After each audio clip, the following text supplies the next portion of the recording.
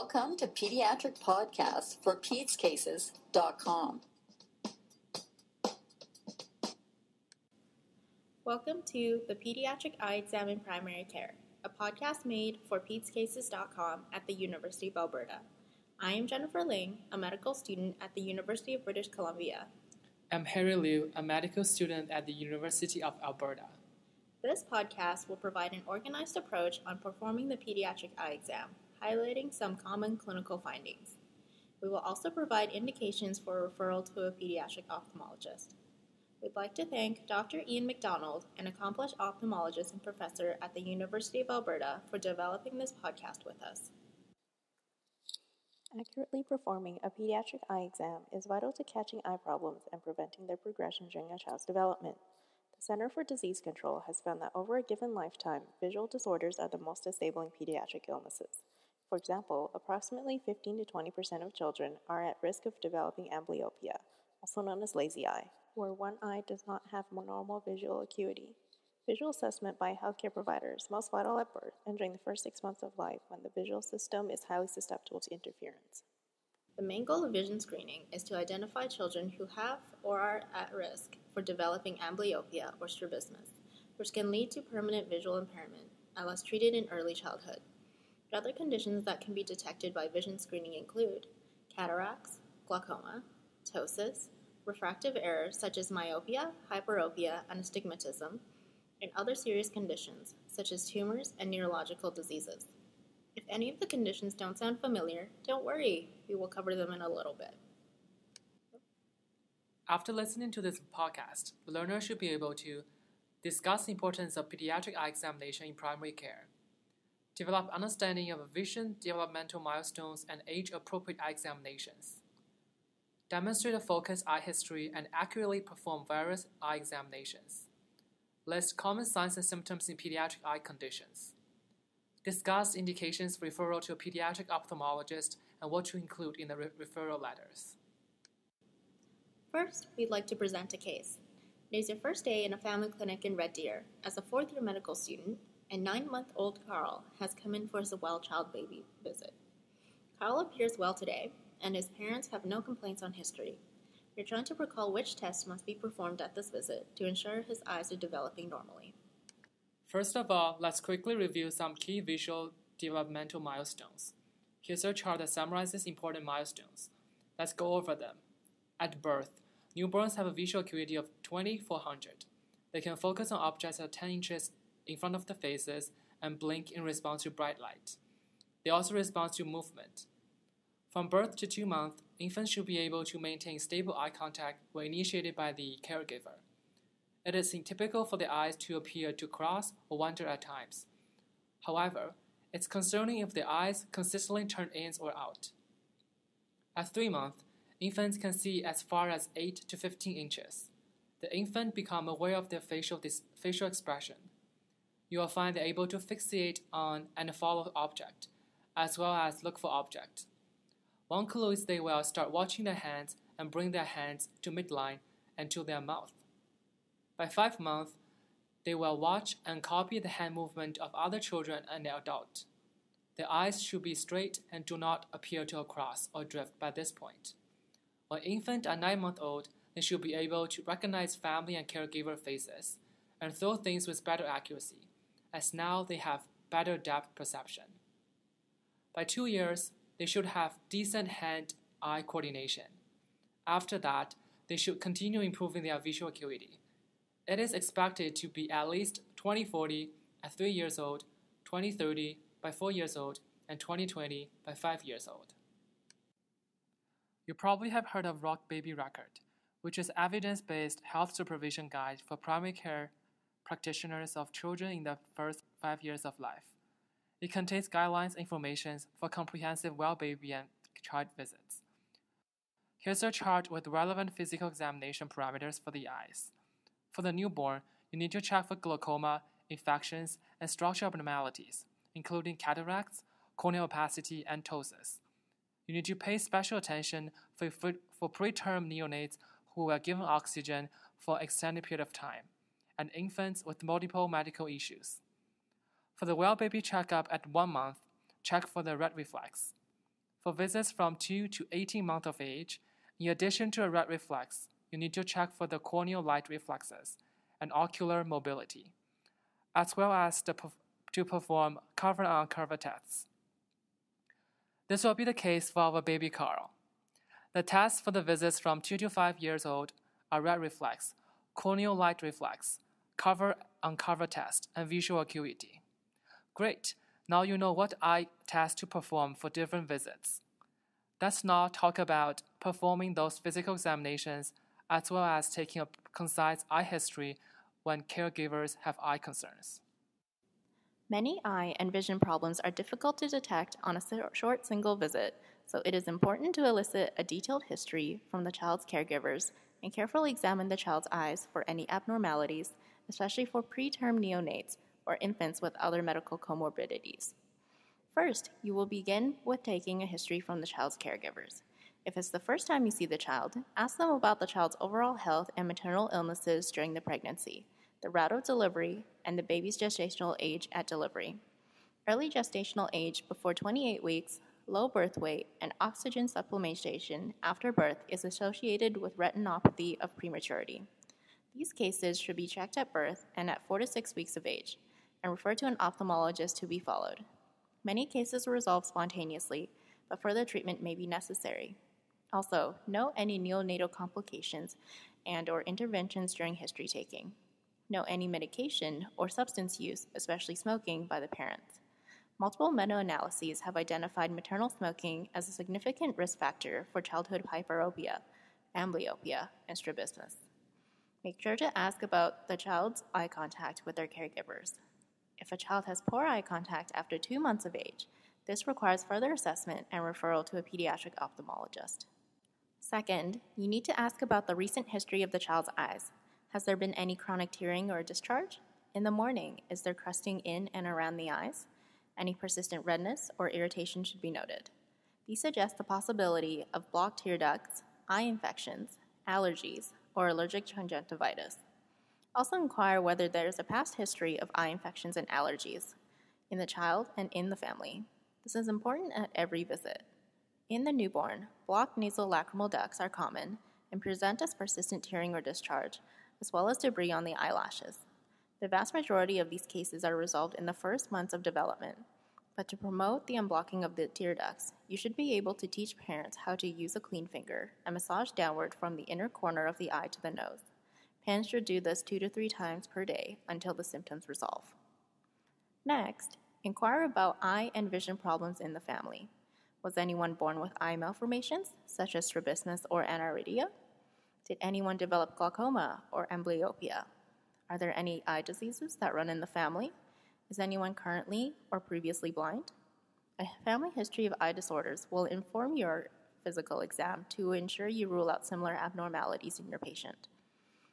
Lastly, in conjunction with inspecting the patient, I ask if the infant has demonstrated an eye turning inwards or outwards frequently, or if one eye appears lazy. Also ask the caregiver if they have ever noted one eyelid more drooped compared to the other. Correlate those concerns to the child's vision developmental milestones, because the management for the same concern will be very different depending on the child's age. Many factors besides a positive family history increase the risk for an eye or visual problem. These include premature babies that have been given oxygen for significant periods of time, congenital infections such as toxoplasmosis and CMV, history of congenital cataracts, Down syndrome, and cerebral palsy. Moving on to the physical exam, you need a child that is cooperative, alert, and engaged. Sometimes, poor interest is indicative of poor vision by the child.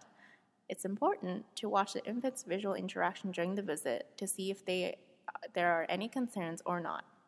Usually, a child is most comfortable and agreeable to examination in the parent's lap. The children over the age of 4 are more cooperative. Talk to the child at an appropriate level and include play so the child is more engaged and cooperative during the exam. First, you must inspect the eyes of the child. Notice any structural abnormalities, such as ptosis, corneal opacity, or cataract, that may affect vision later. The eyelids should move together when the child blinks or shifts their focus. Check the periorbital skin for redness, inflammation, streaking, or excess warmth that is indicative of infections such as periorbital cellulitis. When babies are first born, it's important to look for signs of congenital infections. Then, you will observe the irises and pupils. There may be defects in the shape of the eyes, pupil irregularities, and differences in size between the two pupils.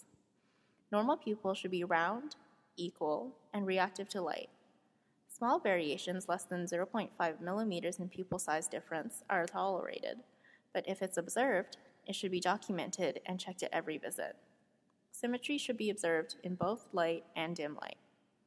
You need to inspect the sclera next.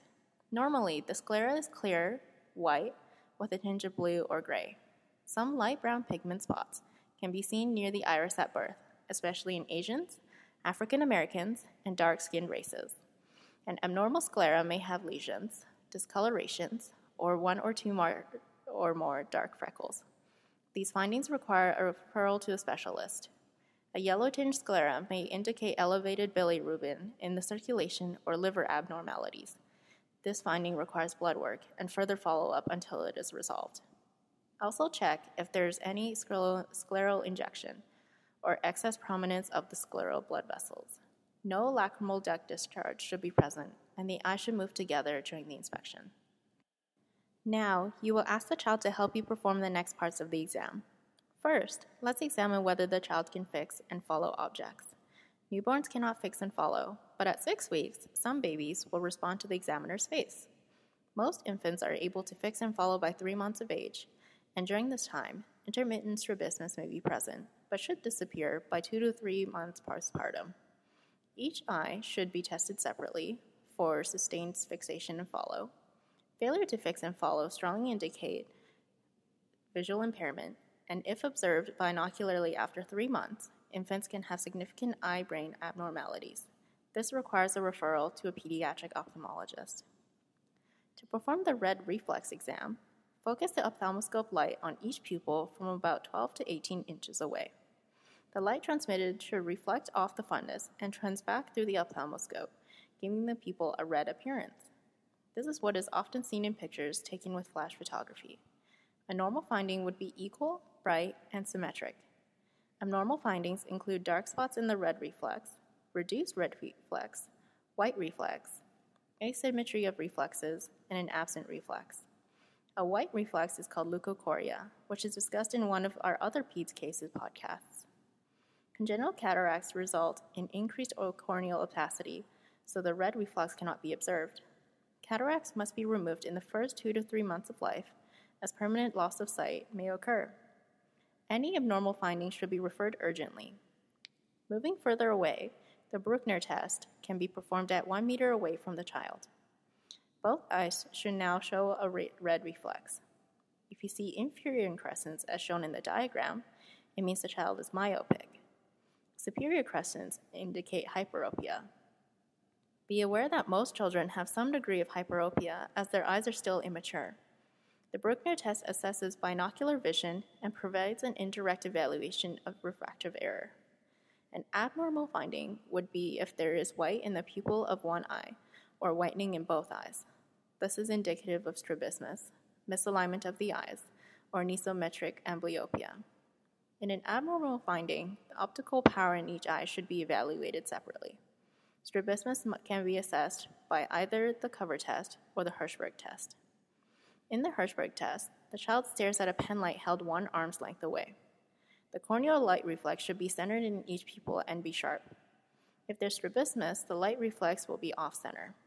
If the child refuses to look at the light, the cover-uncover test may be performed. The child should focus on a target object, and the examiner will then cover each eye to look for a shift in alignment as the child looks at the object with each eye. Shifts in alignment suggest strabismus, but sometimes this is pseudostrabismus, which is common if the child has apicanthal folds or a wide nasal bridge. In pseudostrabismus, the corneal light reflex during the Hirschberg test should be symmetrical. Last, let's briefly touch on visual acuity testing. This test indicates how well the child sees. In this test, the child must be cooperative and be able to read the vision chart. If the child cannot read, picture charts can be used. Optotype tests are the gold standard when testing visual acuity. Each eye needs to be tested separately. No matter if it's taking a history or performing the physical examination, it is always beneficial to keep the common causes or differentials in mind, so you won't miss any important findings. Next, we'll go over some important eye conditions in primary care settings, including myopia, hyperopia, strabismus, amblyopia, and leukocoria. First, myopia and hyperopia. Myopia is nearsightedness, which means objects appear clear when close, but blurry when far away. Light is focused in front of the retina. Hyperopia is farsightedness, which is completely the opposite. Distant objects are more clear than near ones, and light focuses behind retina. There's 1.5 increase in risk of developing hyperopia when woman smokes during pregnancy. In terms of presentation, children may complain of headaches, eye strain, and blurry vision. The caregiver may notice squinting. The fast and easy way is to measure the visual acuity with a Snellen chart. When a child cannot read the chart, one quick method is to determine if they are myopic or hyperopic is to perform the Bruckner Test that was mentioned earlier. Next, strabismus means misalignment of the eyes, and if untreated, may result in permanent vision loss from impaired depth perception or amblyopia. The risk factors for strabismus include refractive errors, Down syndrome, retinopathy of prematurity, head injuries, and maternal smoking during pregnancy. When strabismus is severe, it is easily noticeable, as the children's eyes do not look in the same direction at the same time or move together. Alternatively, the child could be squinting or closing one eye at times, tilting or turning their head to look at the object, and complaining of double vision. They could even bump into things. Amblyopia is the inability to focus one eye. To simplify the pathophysiology, one eye has poor vision compared with the other, so the brain tries to use a good eye for adaptation and ignores image from the eye with the worst vision. The vision development of the bad eye will be affected, and permanent vision loss may occur. Minor refractive errors and cataract are risk factors for amblyopia. One eye or both may wander inwards or outwards with poor depth perception. Last but not least is leukocoria. Possible causes include congenital cataract, retinoblastoma, retinopathy of prematurity, and so on. Again, there's a podcast called Approach to Leukocoria by Dr. Novak for PEDS cases. You can get more information from there. The following issues noted on history warrant ophthalmologic referral: retinopathy of prematurity, premature birth congenital infections such as CMV and toxoplasmosis, a diagnosis of Down syndrome, and a positive family history for childhood cataracts, retinoblastoma, or glaucoma. Infants who do not track by 3 months of age should be referred to a pediatric ophthalmologist. If the parents suspect the child has eye problems, they should be referred to ophthalmology or optometry.